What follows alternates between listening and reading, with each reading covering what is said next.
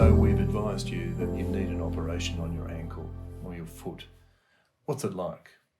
Well, look, most of the time we would do this surgery as a day patient. In other words, you'd have nothing to eat after midnight. You'd come into the hospital early in the morning and you'll be greeted by the hospital staff and then seen by my anaesthetist. After that, we'll pop you off to sleep in most cases, and then we would do your surgery, and then we put you in a plaster quite often. Now the plaster is incomplete. It's just basically a slab down one side.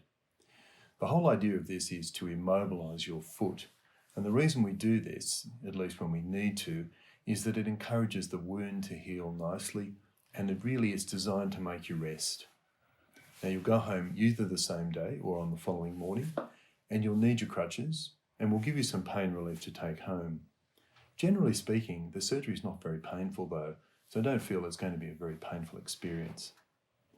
Now we will then arrange to see you after discharge from hospital, and this will be between 1 and 2 weeks following the operation. Generally speaking, if you are immobilised, we will give you a prescription for an aspirin tablet, and you'll take half a tablet per day, unless you're more at risk from clots, if for instance you have them in the family. Now I will then see you at the 10 days to 2 week mark, and we will usually take the stitches out at that stage and take your plaster off.